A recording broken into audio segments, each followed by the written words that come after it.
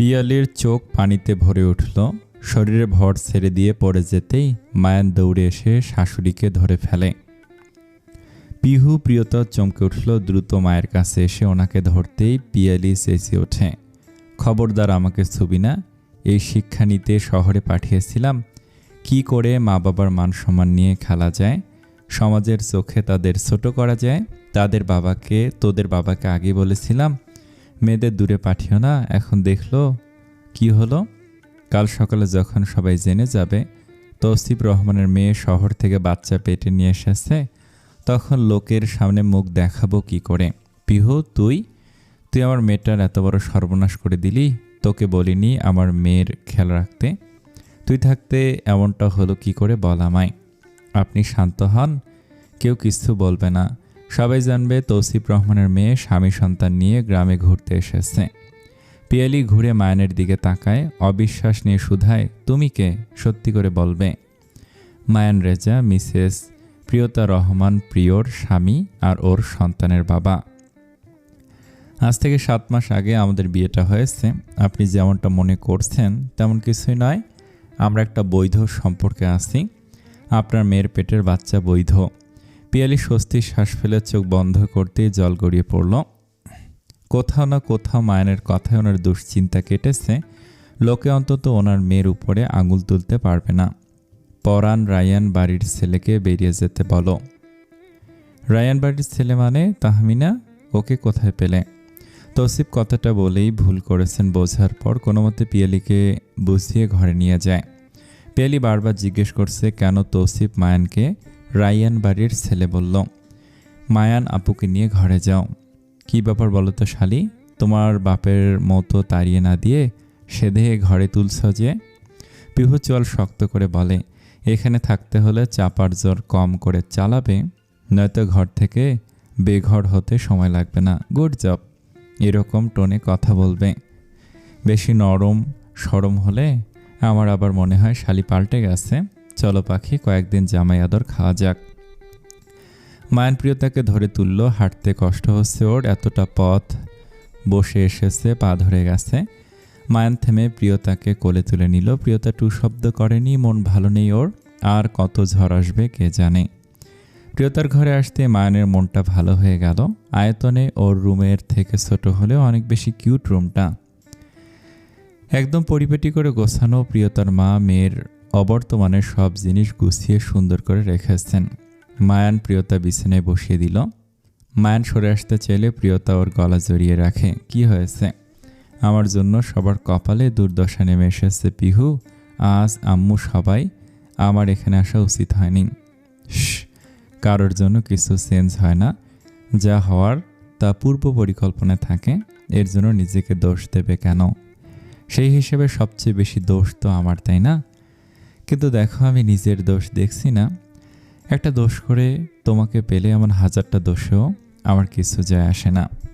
আর তুমি তো একা নও, আমি তো আছি পাখি। আমি থাকতে তোমার ভয় কিসের? কিন্তু আজ ছেলেটা সত্যি পিহুকে অনেক ভালোবাসে। আমি দেখেছি কেমন ছোট বাচ্চাদের মতো কাঁদছিল। আচ্ছা, আপনি পারেন না পিহু আজকে মিলিয়ে দিতে? আমি তো আপনার থেকে কখনো কিছু চাইনি। আমার এই কথাটা রাখবেন। আমার বোনকে ওর ভালোবাসার মানুষের সাথে মিলিয়ে দিন মায়ান। আমি অপরাধ বোধ নিয়ে বাঁচতে পারবো না। মায়ান প্রিয়তার মাথাটা বুকে চেপে ধরে আশ্বস্ত করে বলে, আমার শালীর বিয়ে সেখানেই হবে যেখানে ও চায়। আমি কিছুতেই ওই আপদের সাথে ওর বিয়ে হতে দেব না। তুমি চিন্তা করো না পাখি, আমি আছি তো। আজ ভঙ্গুর অবস্থায় রুমে ঢুকতে মেইলি গলার স্বর কানে এসে লাগলো। সামনে তাকিয়ে দেখে পিহু ওর স্বভাবসুলভ রাগী মুখে আজের দিকে তাকিয়ে আছে। আজকে দেখে দোষারোপ করা শুরু করে। আঙুল নেড়ে নেড়ে বলে, ভেজা তোয়ালে বিছানার উপরে রেখেছ কেন? এক কথা কতবার বলতে হবে তোমাকে? জলদি এটাকে এখান থেকে সরাও। আজ এক মুহূর্ত দেরি করলো না। তড়িঘড়ি করে বিছানার দিকে এগিয়ে যেতে যেতে বলে, এখনই সরিয়ে ফেলছি, আর কখনো ভেজা তোয়ালে বিছানায় রাখবো না। এগিয়ে যেতে যেতে দেখলো পিহু বা ভেজা তোয়ালে কোনোটাই নেই। আজ আহত নজরে এদিক ওদিক তাকালো। ব্যালকনি থেকে পিহুর কণ্ঠস্বর শোনা যাচ্ছে। পিহু চিল্লিয়ে বলে, পরাণের স্বামী, কতবার বলেছি সন্ধ্যা হলে ব্যালকনির গ্লাস বন্ধ করে দেবে। এখন খাও মশার কামড়। আজ এবারও দৌড়ে যায়। দরজা খোলা আছে কিন্তু পিহু নেই। আজ হতাশ হয়ে ফিরে আসে, দেখে পিহু আলমারির পাশে দাঁড়িয়ে আছে।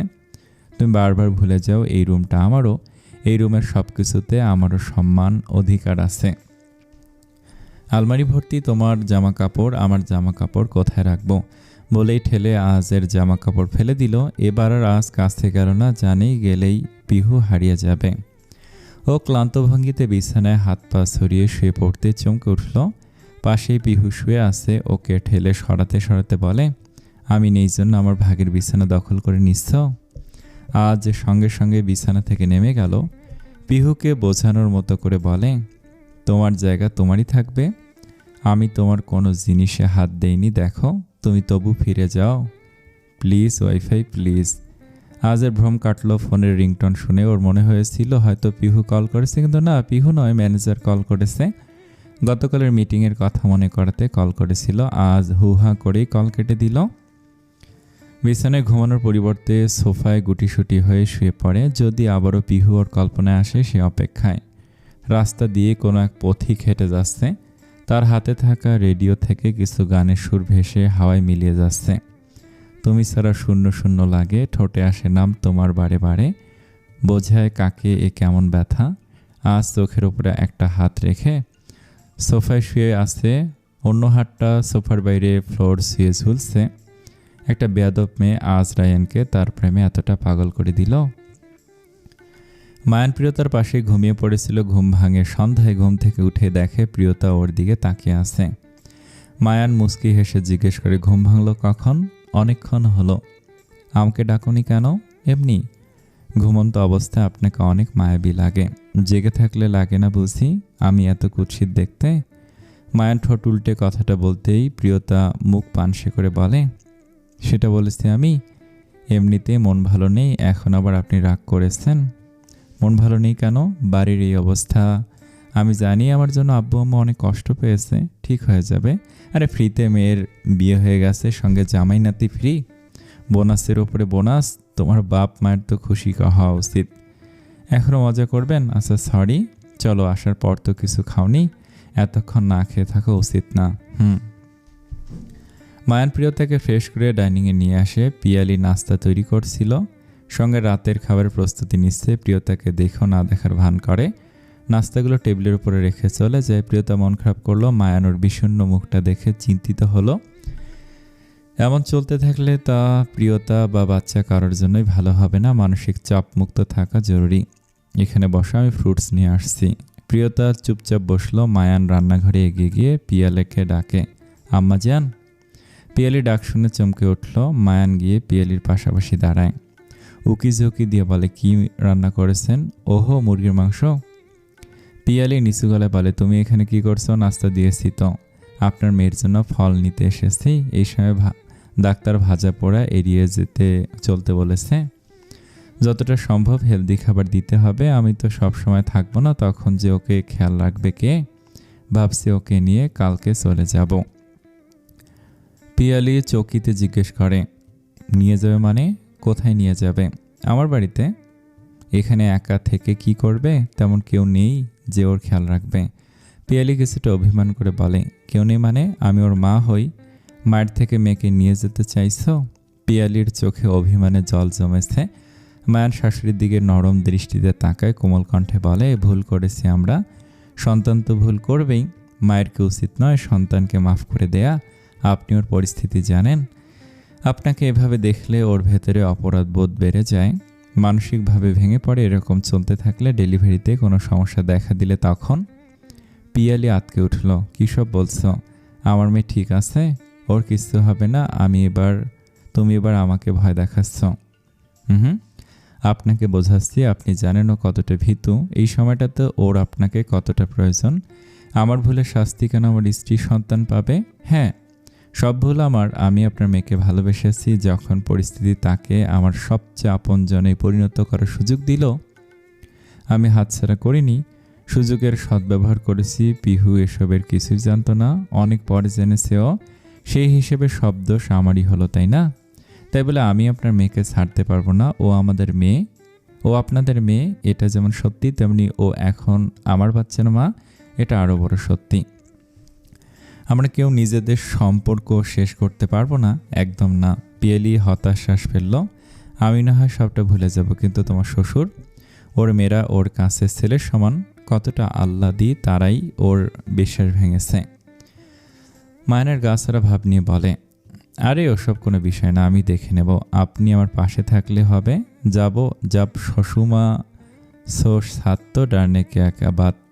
পিয়েলি এই হাস্যোজ্জ্বল চেহারার ছেলেটাকে দেখল। পুরোটাই পজিটিভ চিন্তাভাবনায় গড়া। পিয়েলি খুশি হলেন, এমন জামাইও তো চেয়েছিলেন। এবার আপনার মেয়ের কাছে যান। আম্মা যান, আমার পাখিটা তখন থেকে মন খারাপ করে আছে। পাখি? কে পাখি? মায়ান মাথা চুলকে জিজ্ঞেস করে, শালি কোথায়? পিয়ালি বুঝতে পেরে এ বিষয়ে আর কথা বাড়ালো না, রুমে আছে। আচ্ছা, আমি আসছি। মায়ান নাস্তা নিয়ে পিহু রুমের দিকে হাঁটা নিল। 2 বার কড়া নাড়ায় পিহু বিরস মুখে বলে, ভিতরে এসো। মায়ানকে দেখে পিহু অবাক হয়ে জিজ্ঞেস করে, তুমি? তোমাকে দেখতে এলাম। দেখার কি আছে? আমি কি চিড়িয়াখানার জন্তু? তাই তো মনে হচ্ছে, নয়তো ওই গাধাটাকে বিয়ে করো। আসলে ভিতর টিম একটা গাধাকে বিয়ে করে গাধার বউ হওয়ার এত শখ। আগে বলতাম, আজকে বলতাম সার্জারি করে গাধা হয়ে আসতে। বেশি বেশি বলছে এবার। আর আপন যে ভীতু, এটা তুমি জানলে কি করে? তার মানে আমার সন্দেহ ঠিক ছিল। ওই দিন তুমি ওকে ভয় দেখিয়েছিলে। মায়ান পাকোড়া খেতে খেতে জবাব দেয়, আজও ছিল। পিহু মনে মনে বলে, কি এমন ভয় দেখালি যে পরের দিন আব্বু শহরে চলে গেল? একটা কাজও ঠিক করে করতে পারে না গর্দব। কিছু বলছো? না, এখান থেকে যাও। কেন, ভাইরা ভাইয়ের সাথে কথা বলবে বুঝি? আমি কেন আজকে কল করতে যাব? আমি তো নাম নেইনি। তুমি কি করে বুঝলে আমি আজকে মিন করেছি? মায়ান পিহুকে এটা নিয়ে খোঁচাতে লাগলো। পিহু অতিষ্ঠ গলায় বলে, নিশ্চয় আপদকে তুমি আদর করে ভাইরা ভাই বলবে না? কমন সেন্স থেকে বলছি। তাও ঠিক।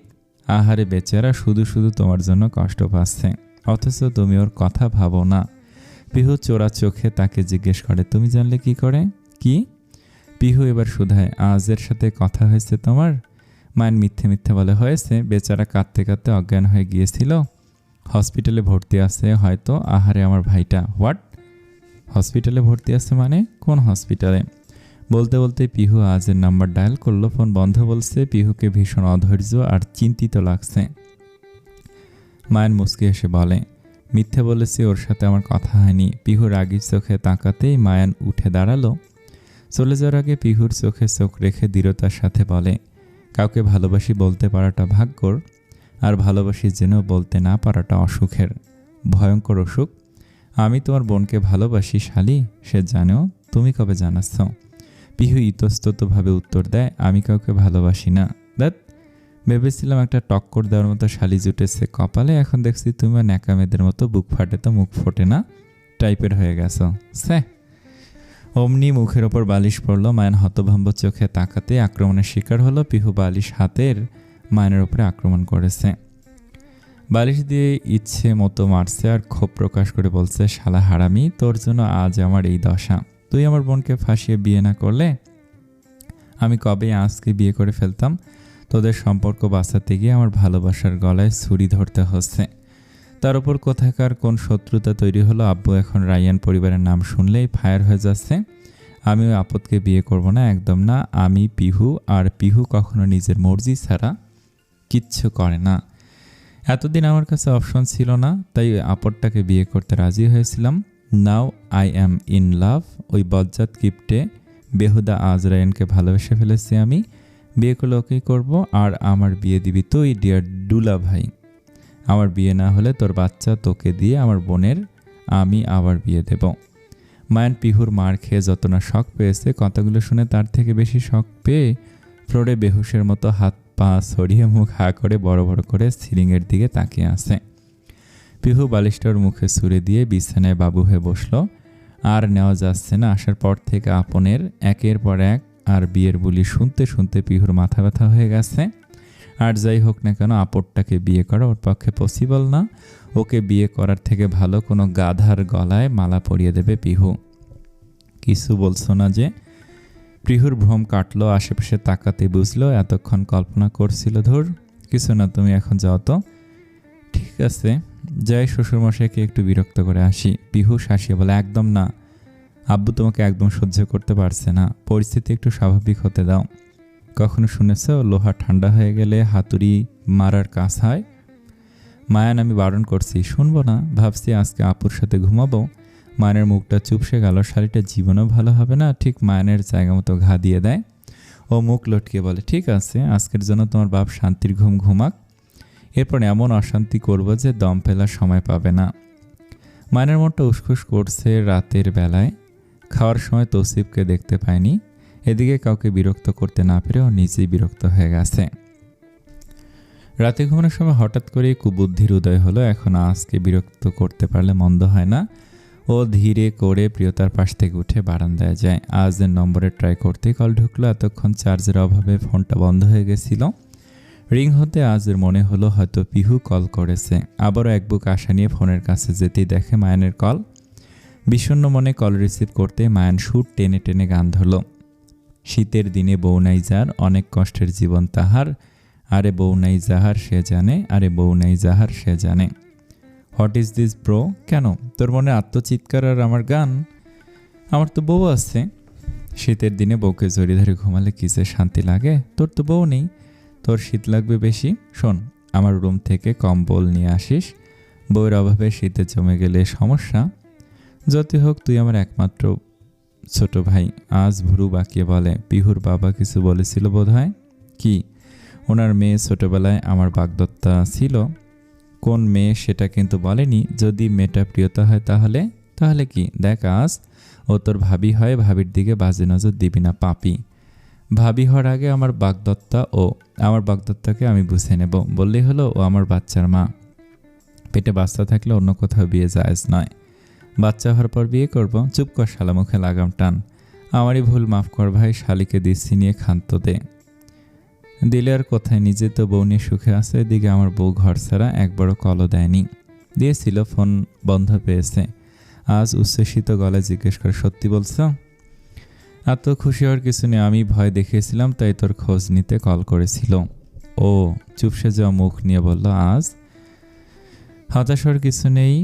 মেহুনা কল করেছে, তুই খুশি থাক। শুনিসনি something is better than nothing? আচ্ছা রাখছি, পরে কথা বলবো, এখন ঘুমাই। কল কেটে ঘুরে দাঁড়াতেই তৌসিফকে দেখে ভূত দেখার মতো চমকে উঠল মায়ান। এমন করে দাঁড়িয়ে থাকলে কে না ভয় পায়। মায়ান বুকে থুতু দিয়ে কালেমা পড়ে, ভয় দেখে মেরে ফেলবেন নাকি অসুরব্বা? Shut up. কাকে কি বলছিলে? মায়ান ফোনের দিকে তাকিয়ে বলে, শামসুদ্দিন বেটার নাতিন। কি? বউয়ের কাছে যান, আমিও যাই। বলতে বলতে আবারও গান ধরল। শীতের দিনে বউ নাই যার, অনেক কষ্টের জীবন তাহার, আরে বউ নাই যাহার সে জানে, আরে বউ নাই যাহার সে জানে। সকাল সকাল কোথা থেকে মায়ান দুটো দেশি মোরগ ধরে নিয়ে এসেছে। পাখনা বেঁধে বাজার থেকে মুরগি কিনে নিয়ে আসার মতো ব্যস্ত পায়ে এসে পিয়ালির হাতে দিয়ে বলে, নেন আম্মা যান, এটা দিয়ে এবার মোরগ পোলাও রেঁধে ফেলুন। জ্যান্ত মোরগ আর ফ্রিজের বাসি মোরগ কি এক? এটার টেস্টই আলাদা। শ্বশুরাব্বাকে ডেকে এটাকে আল্লাহু আকবার দিয়ে জমিয়ে রাঁধুন তো, দুপুরে তাহলে ভুরিভোজ হয়ে যাবে। এত সকাল সকাল তুমি বাজারে গিয়েছিলে মুরগি কিনতে? হায় হায়, কি লজ্জার বিষয়। তুমি আগে বলতে তোমার শ্বশুরকে বাজারে পাঠাতাম। কি এক কাজ হলো বলো তো, নতুন জামাই শ্বশুর বাড়ি এসে বাজার করছে। পিয়ালি যেন জামাইয়ের বাজার থেকে মুরগি নিয়ে আসায় আফসোস মরে যাচ্ছে। তখনই মায়ান দুম করে বোমা ফেলার মতো করে বলে, বাজারে যায়নি তো? তাহলে মুরগি কোথা থেকে নিয়ে আসলে? এরই মধ্যে কেউ একজন চোর চোর বলে চেঁচাতে চেঁচাতে বাড়ির গেটের সামনে হইচই ফেলে দিয়েছে। শব্দ শুনে তৌসিফ বেরিয়ে এলো। এত হইচই কিসের? বাড়ি গিয়ে দেখুন শ্বশুরাব্বা। আর হ্যাঁ, সঙ্গে করে মানিব্যাগ নিয়ে যাবেন। আপনার নাম করে দুটো মোরগ ধরে এনেছি। পিয়ালি তাজ্জব বনে গেল। তৌসিফ আকস্মিক রিয়াক্ট করে চিল্লিয়ে বলে, কি? কি নয় শ্বশুরাব্বা, বলুন জি। শ্বশুরবাড়ি এসে টাকা খরচা করা জামাই এই মায়ানরে জানা। যতদিন থাকবো ততদিন শ্বশুরেরটা খাবো। আর এমনি তো আপনার আমি ছাড়া আর কে আছে? এই যে কিপটেমি করে এত এত সম্পত্তি করেছেন, সবই তো আমাদের জন্য, তাই না? ওখান থেকে দুটো মোরগের দাম দিয়ে দিন। যান যান। পিয়ালি এই অসভ্য ছেলেকে সামজে চলতে বলবে। শেষে কিনা লোক মুখে শুনতে হবে আমার জামাই চোর। লজ্জায় নাক কাটা গেল আমার। মায়ের উকি ঝুঁকি দিয়ে বলে, কই শ্বশুরাব্বা, নাক তো নাকের জায়গায় আছে, বেয়াদব। তৌসিফ হনহনিয়ে বাইরে যেতে গ্রামের এক লোক নাম রফিক অভিযোগ করে বলে, আপনার জামাই আমার বাড়ি থেকে মুরগি চুরি করে এনেছে।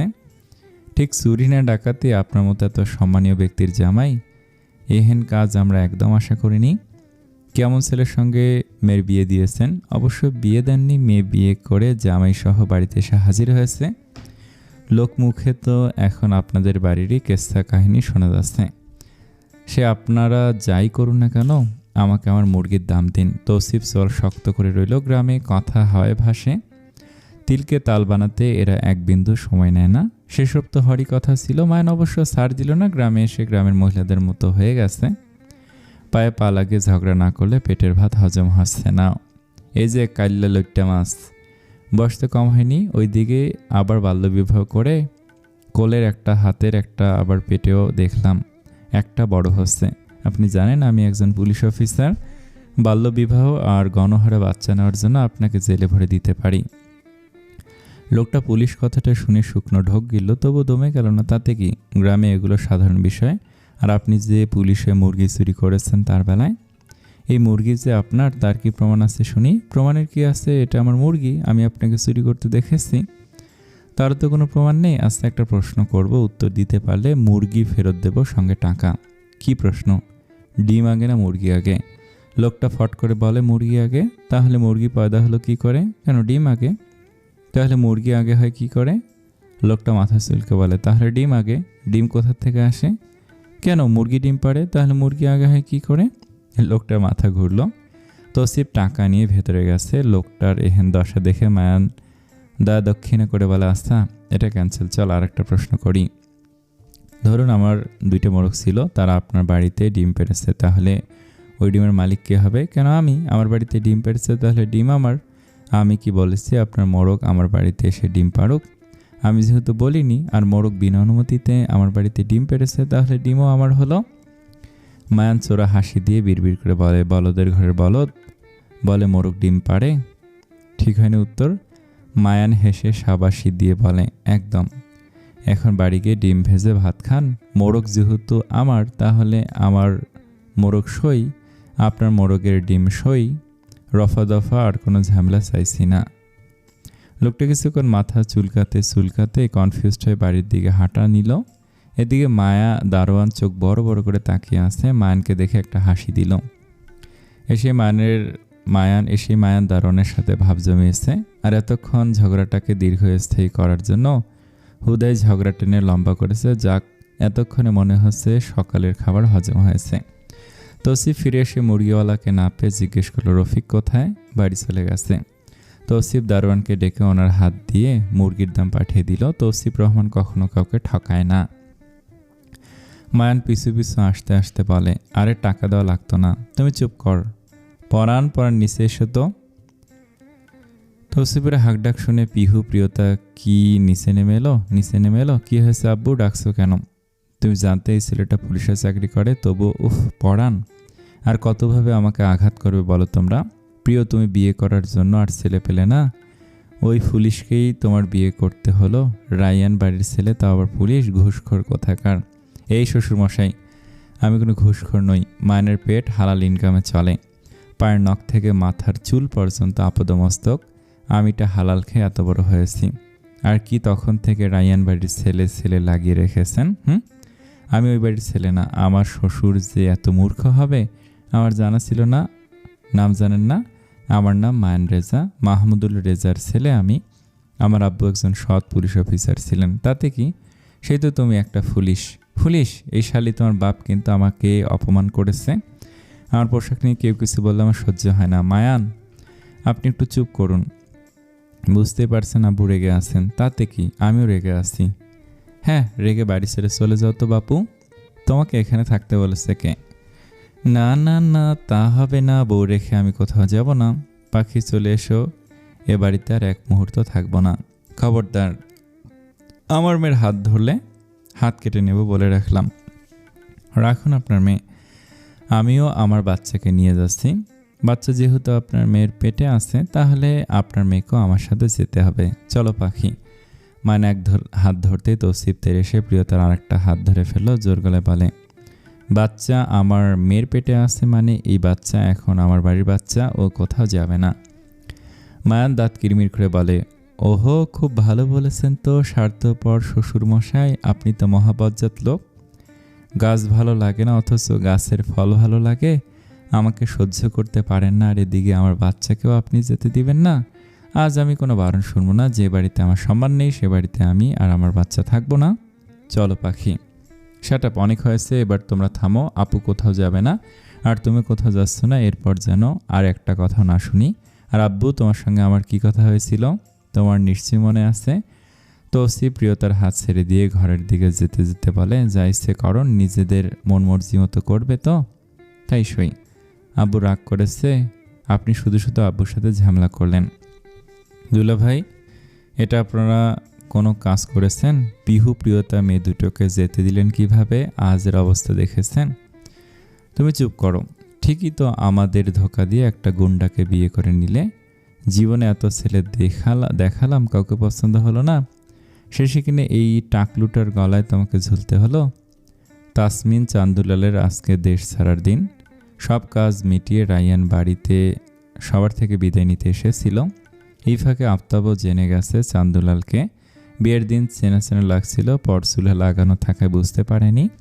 আজকে ঠিক ধরে ফেলেছে। তবে এখন আর রাগ করে কি লাভ? ছেলের এই অবস্থা, বাড়ির পরিবেশ ঠিক নাই, তাই আর বেশি কথা বাড়ালেন না।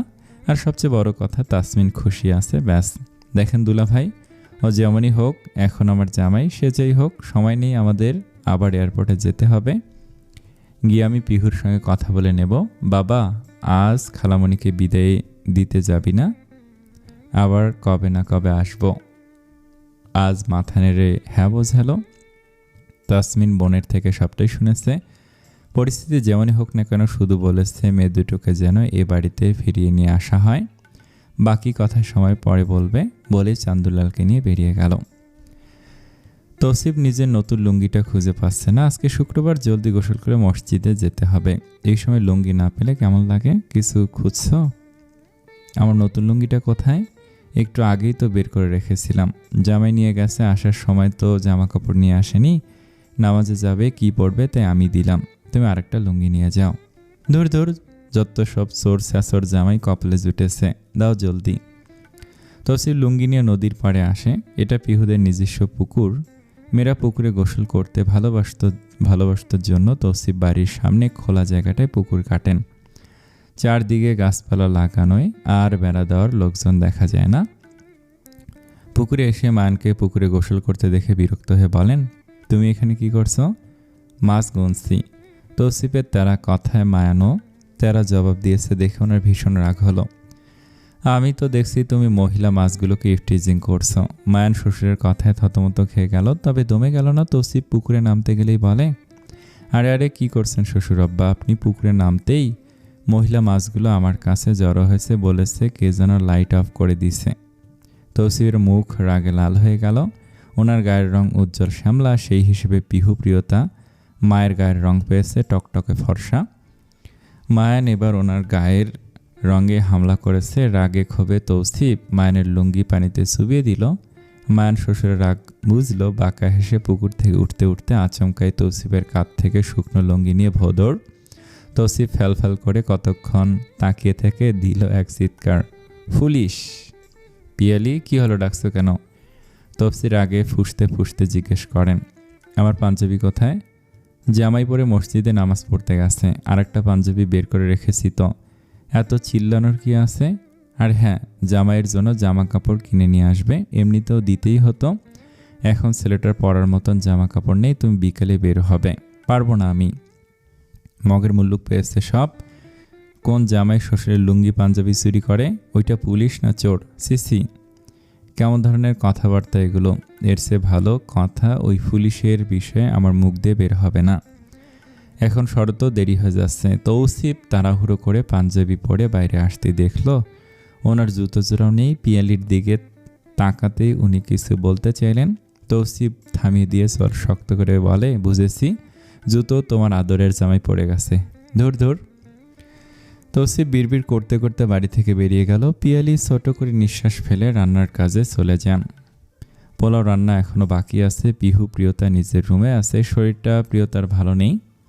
গতকালের জার্নিতে হাত পা ব্যথা হয়ে গেছে। পিহু বসে বসে বোনের হাত পা মালিশ করে দিচ্ছে। প্রিয়তা নীরবতা ভেঙে প্রশ্ন করে, একটা কথা জিজ্ঞেস করি, সত্যি সত্যি উত্তর দেবে কিন্তু। পিহু বুঝলো প্রিয়তা এখন আজকে নিয়ে ওকে প্রশ্ন করবে, তাই দীর্ঘশ্বাস ফেলে বলে, যা জানতে চাইছি সেটা জানার কোনো দরকার নেই, নিজের যত্ন নে। প্রিয়তা দমে না গিয়ে প্রশ্ন করে, আজের কোনো খবর পেয়েছিস? ভালো আছে। মানুষ কখনো মানুষের অভাবে মরে যায় না, তাহলে প্রতিটি সন্তানের মৃত্যুর সাথে সাথে পিতা মাতারও মৃত্যু হয়ে যেত। তুই বড্ড পাষাণ রে পিহু। ছেলেটা তোকে সত্যি অনেক ভালোবাসে। এখন এসব শুনতে চাইছি না। যদি আজ এখানে চলে আসে তখন তুই কি করবি? আসবে না। ওই পরিবারের সাথে আমাদের পরিবারের দ্বন্দ্ব আছে। এই দ্বন্দ্বের অবসান এত সহজে হবে না। মেয়েটা কে ছিল তুই জানিস? আমি না তুই? কোন মেয়ে? কেন? আজের বাগদত্তা। তুই হলে তখন কি করবি? প্রিয়তা কিছুটা থতমত খেয়ে বলে, আমি কেন হব? আমার মনে হয় আজের বাগদত্তা তুই। বড় তো তুই। বড় মেয়েকে রেখে ছোট মেয়েকে কেন পছন্দ করবে? আর যদি করে তখন কি? তখন করছিস। চুপ কর, নিচে চল, ক্ষুধা লেগেছে। খাবার টেবিলে সবাই নীরব হয়ে বসে আছে। আজ ভাতের প্লেটে আঁকিবুকি করছে। খাচ্ছ না কেন? পিহুদের পরিবারের সাথে তোমাদের কি নিয়ে ঝামেলা ছিল আব্বু? হঠাৎ এই কথা কেন জিজ্ঞেস করছো? তুমি বুঝতে পারছো না বাড়িটা শ্মশান হয়ে গেছে? আগের মতো হাসি খুশি বাড়ি নেই। ওরা দুই বোন এ বাড়ি থেকে যাওয়ার পরপরই সাথে করে সব সুখ নিয়ে গেছে যেন। আমাকে দেখো, তোমার দয়া হচ্ছে না? আমি তোমার নিজের ছেলে তো। আজ মুখ সামলে কথা বল, ধমকে উঠল আফতাব। ধমক দিচ্ছ কেন? আমি শুধু সত্যিটা জানতে চাইছি। আম্মু তুমি বলো, তৌসিফ আঙ্কেল যা যা বলেছে সবটা সত্যি তাই না? তাই তোমরা চুপ করে আসো। পুরোটা সত্যি নয়। আজ আমরা ওদের বলেছিলাম শহরে চলে আসার কথা। তৌসিফ গ্রাম ছেড়ে আসতে চায়নি। তোর বাবা তখন তোর ভবিষ্যৎ নিয়ে চিন্তিত ছিল। আমাদের নতুন ব্যবসা শুরু হয়, ব্যস্ততা বাড়ে, এরপর আর ওদের খোঁজ খবর নেওয়া হয়নি। সেখান থেকেই জল এত দূর গড়িয়েছে। পিয়ালি আন্টি তোমার বেস্ট ফ্রেন্ড ছিল তাই না? তোমার বিয়েতেও হেল্প করেছে। নিজের এত ভালো বান্ধবীকে ভুলে গেলে? হয়তো এটা আমার সবচেয়ে বড় ভুল ছিল। সত্যি শহরের চাকচিক্যে এসে আমি ওকে ভুলে গিয়েছিলাম। বাবা মায়ের মৃত্যুর পর গ্রামের প্রতি আর কোনো টান রইল না। তাসমিনকে নিয়ে শহরে ঘাঁটি গাড়লাম। তোর বাবার ব্যবসা ভালো চলছিল, নতুন নতুন মানুষের সঙ্গে পরিচয় হলো। তারপর গ্রামের দিনগুলো সব ভুলে গেলাম। আমার সঙ্গে যার বিয়ে হওয়ার কথা ছিল সে কে ছিল? পিহু না প্রিয়তা? পিহু। আজ একটু চমকালো। তাহমিনা মলিন মুখে অল্প হেসে বললেন, পিহু ডান পিঠে স্বভাবের ছিল। প্রিয়তা খুবই শান্ত আর ভদ্রবাচ্চা ছিল। দুই বোন একই মায়ের উদর থেকে জন্মেও স্বভাবগত দিক থেকে ছিল সম্পূর্ণ আলাদা। আমরা তোর জন্য প্রিয়তাকে পছন্দ করেছিলাম, কিন্তু তুই পছন্দ করলি পিহুকে। ছোটবেলায় পিহুর সঙ্গে মিশতি বেশি, দুজনে ঝগড়া লাগতো প্রচুর। তখন তোরা অনেক ছোট থাকায় ঝগড়া করার জন্য হয়তো একে অন্যকে বেছে নিয়েছিলি। তাহলে তো হয়েই গেল। ছেলে বড় হয়ে গেছে, বৌমা রেডি আছে, এখন বিয়ে করে দাও। এতদিন তো খুব বলতে বিয়ে করিস না কেন? আজ বুঝলাম আমার জন্য বউ আগে থেকেই তৈরি করা ছিল, তাই এতদিন বিয়েতে ইন্টারেস্ট খুঁজে পাইনি। এখন পিহুকে কোথায় পাবো? আমি কিছু জানি না। বিয়ে আমি ওকেই করব। তোমাদের ভুলের জন্য আমি কেন বউ হারা হব? তৌসিফ মানবে না। কে মানলো আর না মানলো সেটা আমার দেখার বিষয় না। ভুল তোমরা করেছো, প্রায়শ্চিত্ত তোমরাই করবে। পিহু তোমাকে ভালোবাসে না, বাসলে চলে যেতে পারতো না। তো কি করতো? তোমরা যে কাণ্ড করেছো, এরপরও ও ওর বাপের বিরুদ্ধে গিয়ে এখানে থেকে যেত কোন অধিকারে? বিয়ে তো করিনি। কি এক কাজ করলে বলো তো? বাগদত্তা না বানিয়ে সোজা বিয়ে করিয়ে দিলে আজ আমি শ্বশুরবাড়িতে জামাই আদর খেতাম। একটু বেশি অধৈর্য হচ্ছে না? পিহু যদি তোমাকে ভালো না বাসে তাহলে তোমার চেষ্টাতেও কিছু যাবে আসবে না। আর আমি শুনেছি তৌসিফ পিহুর বিয়ে অনেক আগেই থেকে ঠিক করে রেখেছে। বিয়ে তো হয়ে যায়নি, আর হবেও না। কি করতে চাইছো তুমি? ছেলের বিয়ের প্রস্তুতি নাও, বউ আনতে যাচ্ছি জলদি, আত্মবিশ্বাসের সাথে বলল আজ। আফতাব এ বিষয়ে কিছু বললেন না। ছেলের অবস্থা দেখে তৌসিফকে কল করেছিলেন উনি। সব ইগো সাইডে রেখে একজন অসহায় পিতা হয়ে ছেলের জন্য পিহুকে চেয়েছেন। তৌসিফ বড় নির্দয়ভাবে আফতাবের প্রস্তাবকে পায়ে ফিসে ফেলেন এসব ভাবতেই আফতাবের বুক চিরে দীর্ঘশ্বাস বেরিয়ে আসে। হাতে জিলাপি নিয়ে এক পায়ে জুতো আর এক পায়ে জুতো ছাড়া মায়ান বাড়িতে প্রবেশ করলো। দাঁত বের করে হাসছেও, যেন যুদ্ধ জয় করে ফিরে এসেছে। টেবিলে পিহু প্রিয়তাকে বসে থাকতে দেখে জিলাপি দুজনের হাতে তুলে দিল। শালি খাও, তোমাদের মসজিদে আজ জিলাপি দিছে। সে না হয় বুঝলাম, তোমার আরেক পায়ের জুতো কই? মান হো হো করে হেসে বলে, জিলাপি নিয়ে এসে দেখি জুতো নাই, তাতে কি? জিলাপি তো পেয়েছি। পুলিশের জুতো চুরি? ধরু, জুতো কি আমার ছিল নাকি? বুঝবে তোমার বাপ, আমার কিছুই না। হ্যাঁ, তা তো বলবেই, বেয়াদব ছেলে কোথাকার। জিলাপির লোভে আমার জুতো খোয়া দিয়েছ। একটা জুতার জন্য এরকম করার কি আছে শ্বশুর আব্বা? আপনার আচরণ তো দেখছি অসুরের মতো। আমাকে সহ্যই করতে পারছেন না, কারণ তুমি একটা অসহ্যকর ছেলে। পিয়ালি, শুনছো? আজকে সন্ধ্যায় আপনেরা আসবে, প্রস্তুতি নিয়ে রেখো। কেন কেন? ওরা কেন আসবে? আমার মেয়ের হবু জামাই কেন আসবে তার কৈফিয়ত কি আমি তোমাকে দেব? অবশ্যই, আমি বাড়ির বড় জামাই, আমার জানার অধিকার আছে। কচু। তৌসিফ বুড়ো আঙুল দেখিয়ে রুমে চলে গেলেন। আসার সময় আজগরের সাথে দেখা হয়েছিল। ওনারা বিয়ের জন্য আর দেরি করতে চাইছে না, তাই সন্ধ্যায় একবার এসে বিয়ের কথা বলে যাবেন। তৌসিফের থেকে উত্তর না পেয়ে মায়ান পিহুকে জিজ্ঞেস করে, শালি ওরা কেন আসবে জানো তুমি? বিয়ের কথা পাকা করতে আসবে। বললেই হলো। আমি এই বিয়ে মানি না। তুমি না মানার কে শুনি? তোমার দুলা ভাই, আমি তোমার গার্জিয়ান হই। আমার গার্জিয়ান? আমার মা বাবা। তারা এখনও জীবিত আছে, তোমাকে এত গার্জিয়ানগিরি দেখাতে হবে না। ভাইরা ভাইকে দেখলাম গেটের সামনে রাস্তায় দাঁড়িয়ে আছে। মায়ান সোজাসাপটাভাবে কথাটা বললেও পিহু চমকে উঠল। হোয়াট? কে আজ? ও এখানে আসবে কি করে? যেভাবে আমি এসেছি। নো, আব্বু দেখলে বিপদ হয়ে যাবে। পিহু এক দৌড়ে বাড়ি থেকে বেরিয়ে যায়। প্রিয়তা মায়ানকে কুটিল হাসতে দেখে সন্দিহান গলা জিজ্ঞেস করে, আজ কি সত্যি এসেছে? ধর, মিথ্যে বলেছি। পিহু শুধু শুধু পিহুকে হয়রান করেছেন কেন? ভালোবাসার পরীক্ষা নিচ্ছি। তোমার মুখে বড় বড় কথা বলে, অথচ ভালো তো আমার ভাইকেই বাসে, শুধু স্বীকার করতে চায় না। পিহু হাঁপাতে হাঁপাতে এসে মায়ানের উপরে রাগ দেখে বলে, তুমি আবার আমাকে মিথ্যে বলেছো, তাই না? রাস্তায় কেউ ছিল না। তুমি কেন আমার কথা শুনে বাইরে যেতে গেলে? কি ভেবেছিলে আজ সত্যি সত্যি আসবে? যখন তুমি ওকে ভালোবাসো না, তাহলে এটা আশা করো কেন যে আসবে? পিহু কিছুটা থতমত খেয়ে যায়, ইতস্তত করে বলে, তেমন কিছুই নয়, আব্বু দেখে ফেলে ঝামেলা হতো তাই। ও মুখ লুকিয়ে ওখান থেকে চলে আসে। মায়ান প্রিয়তার দিকে তাকে হেসে ফেলল। পিয়ালি, তোমার জামাইকে বলে দিও মেহমানের সামনে যেন বের না হয়। কেন? আফটার অল আমি এ বাড়ির বড় জামাই, আমার একটা সম্মান আছে না? আমার গ্রামের নিয়ম তো মেয়ের জামাইয়ের সাথে পরামর্শ করে সব কাজ করা। এখানে আপনি আমাকে সাইডে রেখে শালিকে বিয়ে দিতে পারেন না? তোমার এই অতিরিক্ত বলাটাই আমার বিরক্ত লাগে, চরম বিরক্ত। এখন সামনে থেকে যাব বললেই হলো। আমি কোথাও যাচ্ছি না। তোমাকে তো ওরা চলে এসেছে। তৌসিফ দমে গেল। যথাসম্ভব রাগটাকে সামলে হাসি মুখে দরজার দিকে এগিয়ে যায়। আজগরের সাথে হাত মিলে জিজ্ঞেস করে, আসতে কোনো অসুবিধা হয়নি তো? না, এসো ভেতরে এসো। পিয়ালিকে ডাকতেই উনি মেহমানদের বসার জায়গা দেখিয়ে দিয়ে নাস্তার ব্যবস্থা করতে যান। আজগর, আপনের ফুপি আর ওনার মেয়ে এসেছে। মায়ানকে ঠাডার মতো দাঁড়িয়ে থাকতে দেখে আজগর প্রশ্ন করে, ওটাকে তৌসিফ? এই কি প্রিয়তার বর? ঠিক ধরেছেন আজগর আঙ্কেল, অজগর আঙ্কেল। আমি ওনার বউ জামাই।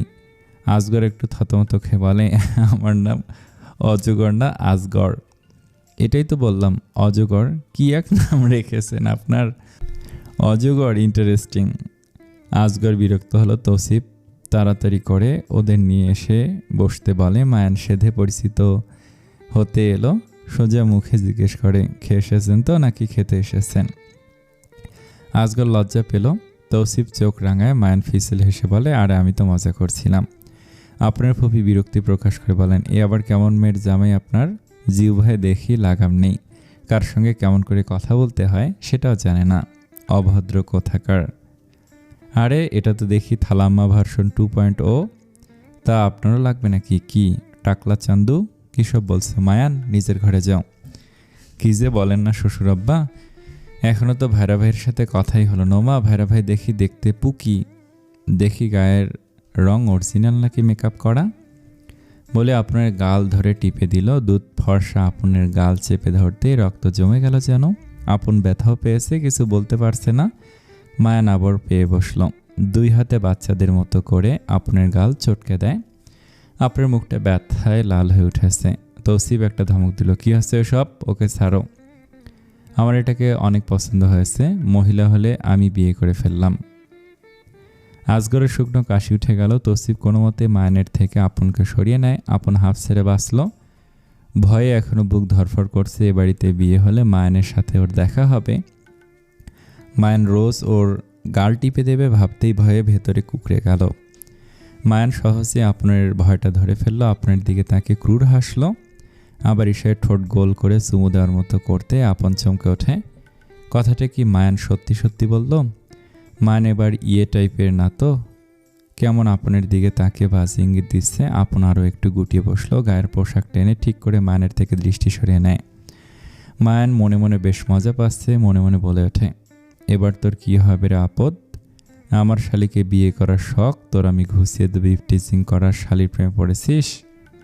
এবার দুলা ভাইয়ের ইফটিজিং এর ঠেলায় বাপ বাপ করে বিয়ে ছেড়ে পালাবি।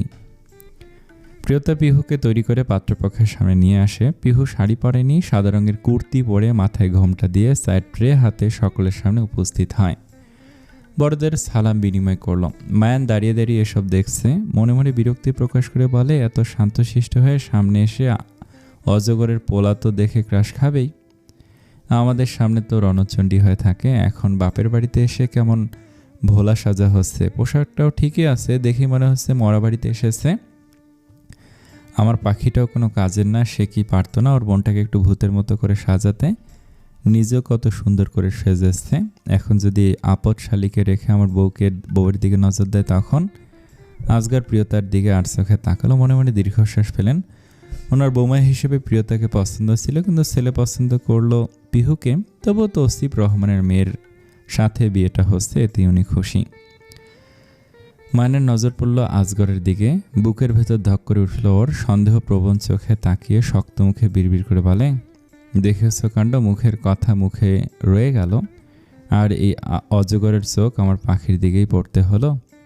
মায়ান এগিয়ে গিয়ে প্রিয়তার পাশে দাঁড়ায়, ইচ্ছে করে আজগরকে দেখিয়ে প্রিয়তার ফোলা পেটে আঙুল দিয়ে ইশারা করে, বোঝাতে চায় এই মোড়কে আমার প্রোডাক্ট বড় হচ্ছে, মনের চিন্তা মনে রাখুন।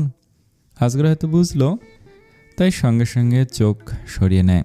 কিন্তু আপনার ফুপি বলেই বসলো, আমাদের তো আপনার বড় মেয়েকে পছন্দ হয়েছিল, কি সুন্দর ভদ্র একটা মেয়ে, মেয়েটার সাথে আগে বিয়ে দিয়ে দিলেন।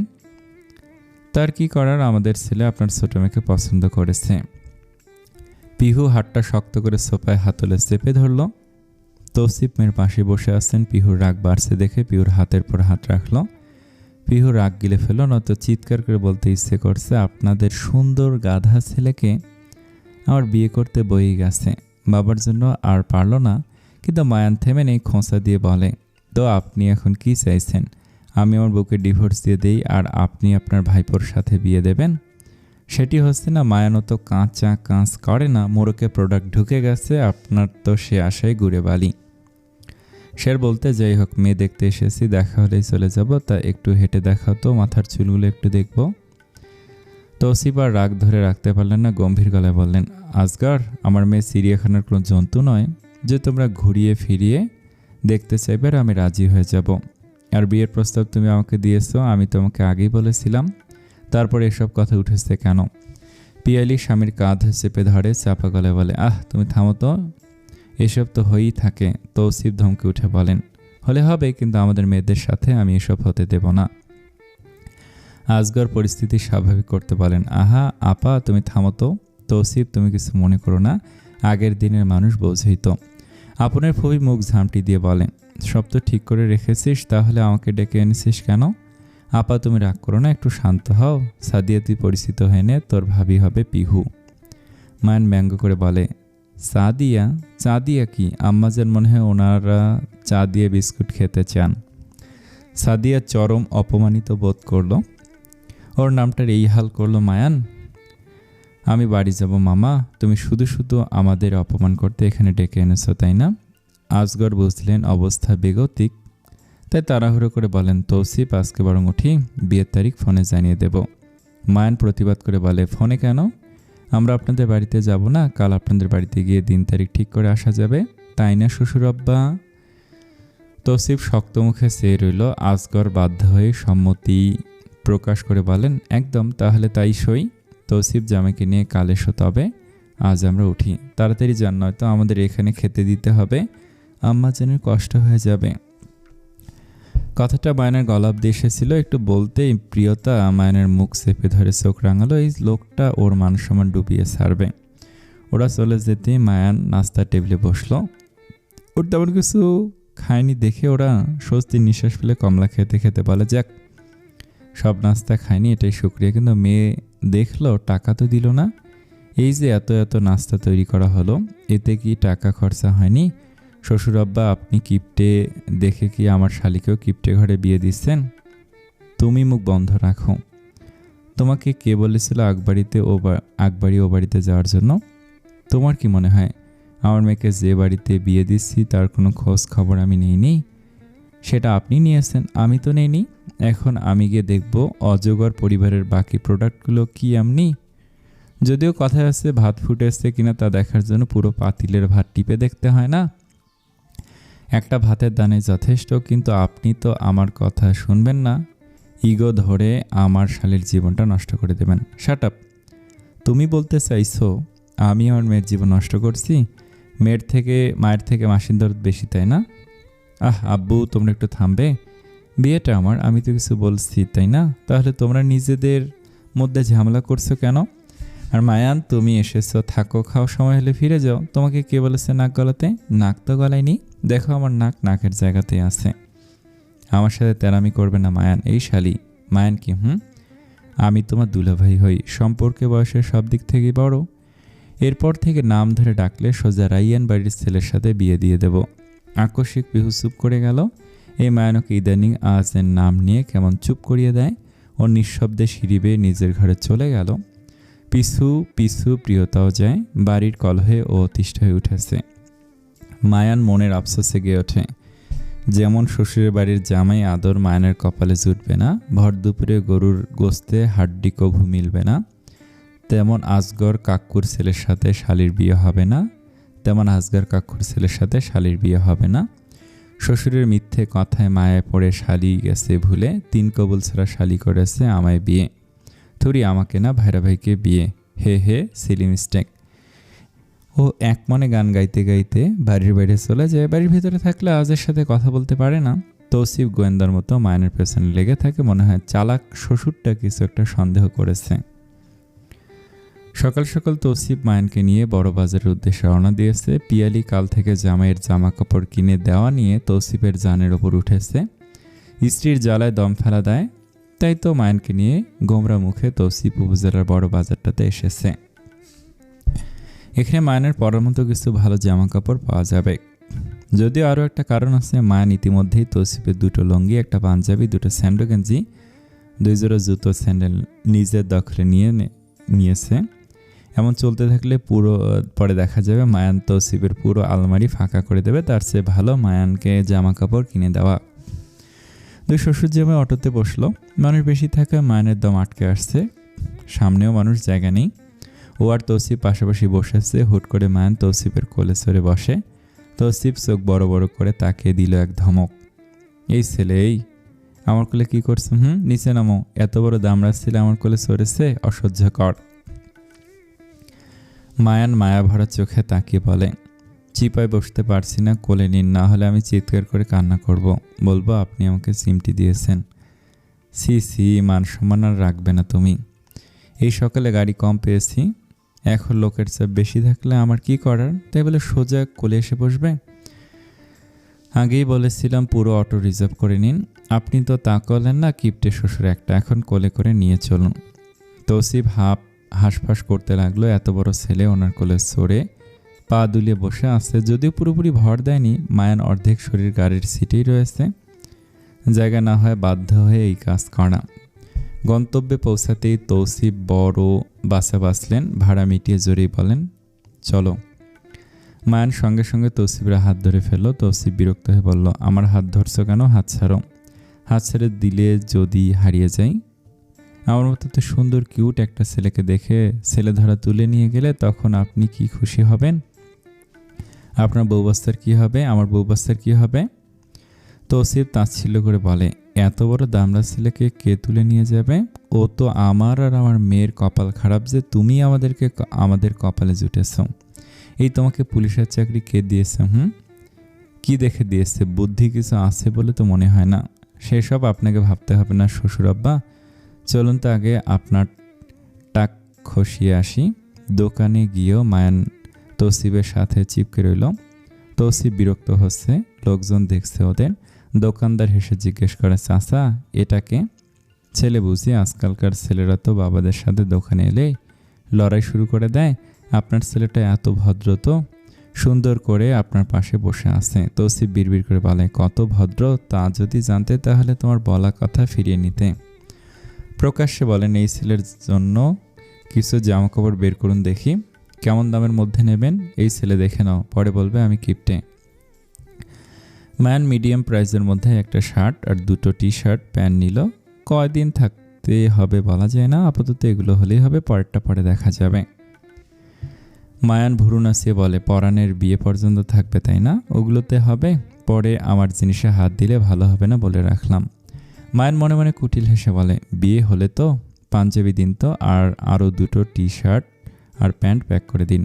মায়ান কিছু বলল না। ছোটবেলায় একটা কথা মনে পড়ে গেল, ওর ছোটবেলা থেকে অল্পে সন্তুষ্ট থাকা বাচ্চা মা বাবার একমাত্র সন্তান হয়, তারা মায়ানের খাওয়া পরার কখনো কোনো কমতি রাখেনি। শপিং করতে গেলে মায়ান এক দুটোর বেশি কিছু নিতে চাইতো না, তখন ওর আব্বু নিজে থেকে চয়েস করে মায়ানকে পোশাক খেলনা কিনে দিত। অভ্যাসটা এখনও রয়ে গেছে, শুধু বাবা নেই। দোকান থেকে বের হতে তৌসিফ কিছু বাজার সাথে করে নিল। মেয়েদের পছন্দের মজা কিনলেন। নলেন গুড়ের সন্দেশ পিয়ালির বড় প্রিয়, মনে করে সেটাও নিলেন। মায়ান তৌসিফের হাত ধরে টানতে লাগলো, কি হয়েছে? গোলা আইসক্রিম কিনে দেবেন, চলুন। মায়ানের ছেলে মানুষিতে তৌসিফ কিঞ্চিত বিরক্ত হয়ে বলে, তুমি কি বাচ্চা? এগুলো তো বাচ্চা মানুষের খাবার। মায়ান যেতে যেতে বলে, আপনি মেয়েদের জন্য হাই মিঠাই নিলেন, ওগুলো বাচ্চার খাবার নয়। আজকের জন্য না হয় আমি বাচ্চা হলাম, আর আপনি আমার বাবা। দুইটা বাচ্চা আছে, আর একটা যোগ করে নিন। আগে বাজার এলে আমিও আব্বুর হাত ধরে সারা বাজার ঘুরতাম, জিনিসপত্র কিনতাম। এই গোলা আইসক্রিমটা আব্বুই আমাকে প্রথম কিনে দিয়েছিল, খেতে অনেক মজা। মায়ান দোকানিকে দুটো গোলা আইসক্রিম দিতে বলল।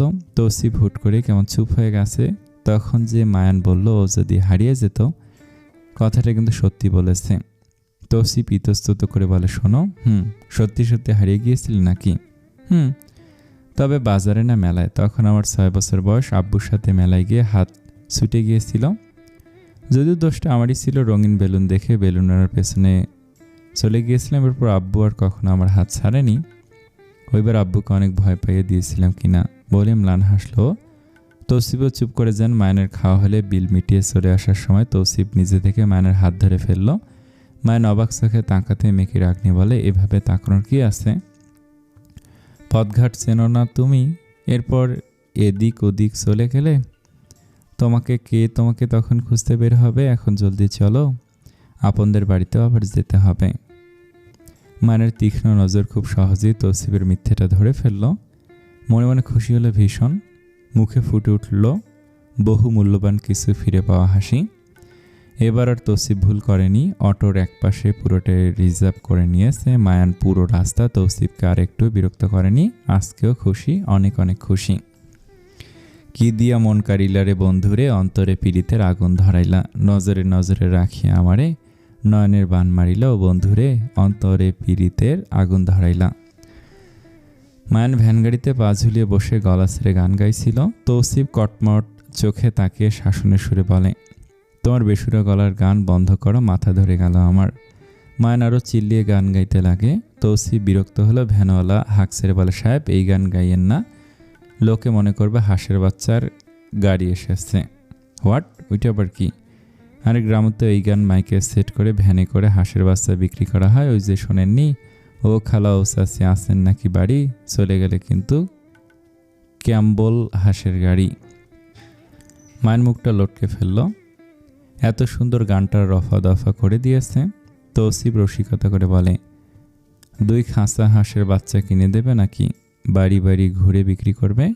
কাম কাজ তো মনে হয় কিছু করো না, চাকরিটা আছে না গেছে? আপনার কি আমাকে বেকার বলে মনে হয়? আমি ছুটিতে আছি। না, মনে হওয়ার কি আছে? আর হঠাৎ এতদিনের ছুটি পেলে কি করে? মায়ের মুচকি হাসি দিতেই তৌসিফ সন্ধিহান গলায় জিজ্ঞেস করে, এই ছেলে, তোমার মতিগতি তো ভালো বলে মনে হচ্ছে না, সত্যি সত্যি বলে তো ছুটি পেলে কি করে? মায়ের একটা চোরা হাসি দিয়ে বলে, আমার একমাত্র শ্বশুর মারা গেলে ডিসিপি কেন মন্ত্রীও আমাকে ছুটি দিতে বাধ্য। তৌসিফের চোখ ছানাবড়া হয়ে গেল। শেষে কিনা ওনার জামাই জলজন্ত ওনাকে লোকের কাছে মৃত বলে দিল। রহমান সাহেব, পেয়ে গেছি, গাড়ি আগে আর যাইব না। ঠিক আছে, এখানে নামিয়ে দাও। মায়ান ভ্যানে পা গুটিয়ে বসে আতঙ্কিত গলে বলে, এখানে নামবো না মানে? সামনে এত কাদা, আমি কি এখন পায়ে কাদা মেখে মেহমান বাড়িতে যাব? অযথা ঝামেলা বাড়িও না। আজগরদের বাড়ি গ্রামের ভেতরের দিকে, রাস্তাটা এখনও কাছেই আছে, তাই বৃষ্টি হলে পানি জমে কাদা হয়ে যায়, রোদ উঠলে শুকিয়ে যাবে। এখন নেমে এসো। সময় দেখেছো, আস্তে আস্তেই তো সন্ধ্যা করে দিলে। মায়ের ইচ্ছে করে দেরি করছিল, আপনদের বাড়িতে গিয়ে না খেয়ে ও কিছুতে আসবে না। লোকজনদের ব্যতিব্যস্ত না করতে পারলে যেন ওর শান্তি নেই। আগে এলো তো নাস্তা খেয়ে তাড়িয়ে দিত, সেটিকে মায়ন রেজা জানে না? আপনাদের বাড়ির সামনে পাকা রাস্তা আর মেয়েকে বিয়ে দিচ্ছেন এই অজপাড়া গায়ে। আমি কিছুতে পায়ে কাদা মেখে যাব না, তবে হ্যাঁ, আপনি যদি কোলে নেন তাহলে আমি রাজি। চুপ বেয়াদব, সব সময় এক ভাই না। ছোট বাচ্চা তুমি যে কোলে নেব, শরীর দেখেছ দানবের মতো দেখতে, আপনারটা দেখেছেন মহিষের মতো দেখতে। শরীরে কি কম শক্তি আছে? একদম আমার গায়ের রং নিয়ে খোঁচাবে না বলে দিলাম, আমি মোটেও কালো নেই।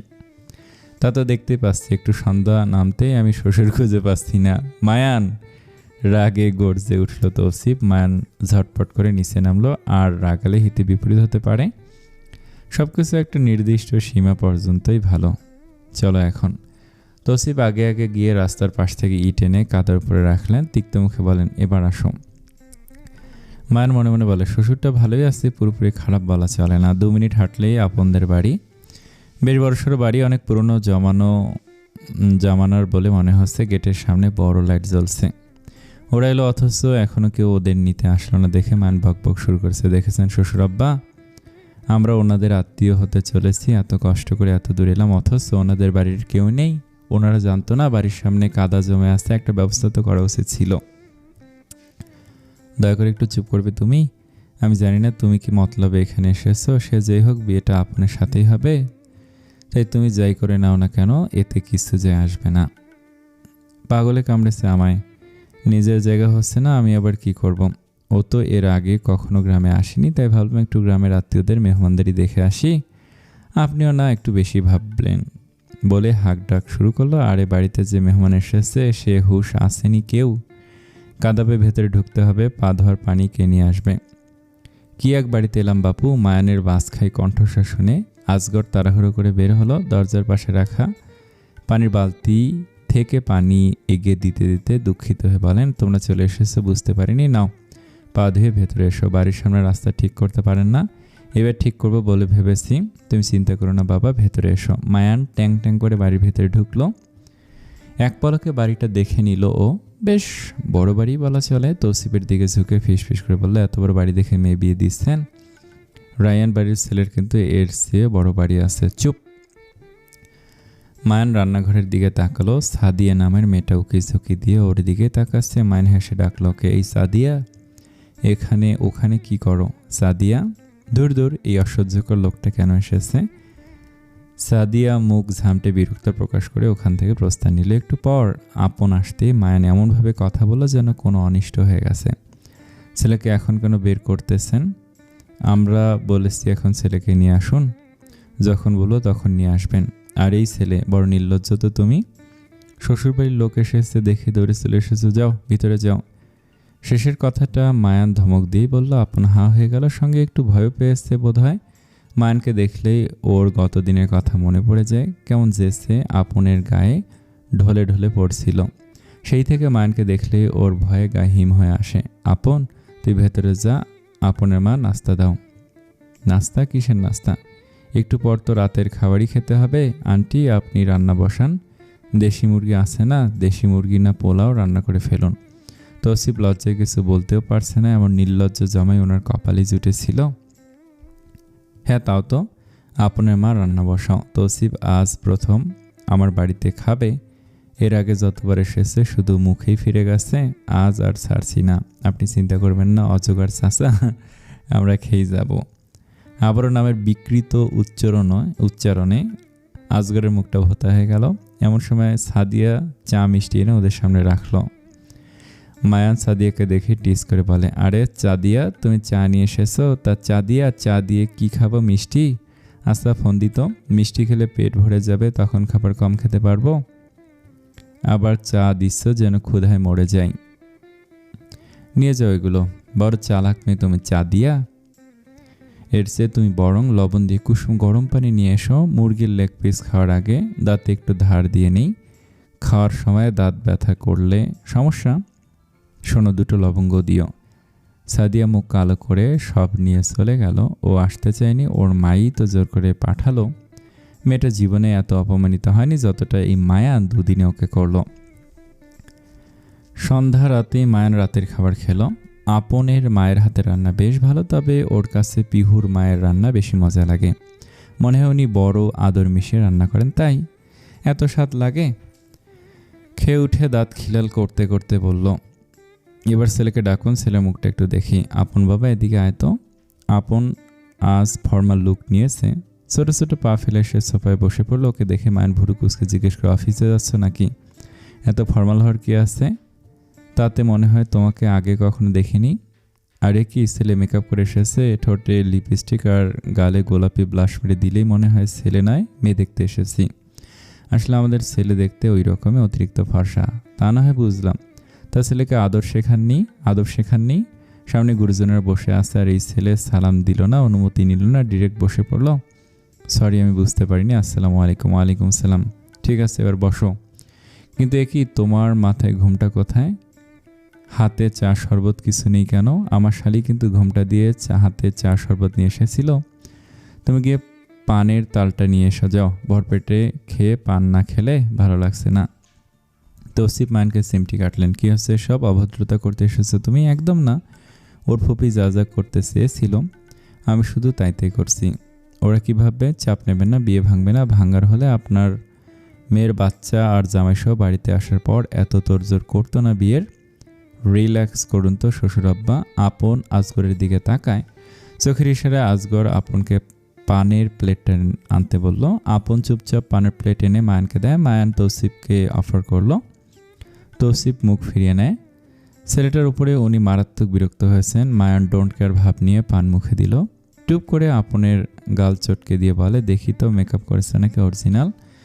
আপনার চোখ পানিতে ভরে গেল, গালটা লাল হয়ে গেছে। তৌসিফ সহ উপস্থিত সবাই মায়ানের রেহেন কাণ্ডে তাজ্জব বনে গেছে। মায়ান হে হে করে হেসে বলে, ঠিকই আছে, অরিজিনাল। তৌসিফ আর সহ্য করতে পারলেন না, মায়ানের হাত ধরে উঠতে বলেন, বাকি কথা ফোনে হবে, আজ উঠি বলে মায়ানের হাত ধরে টানতে টানতে বাইরে নিয়ে আসেন।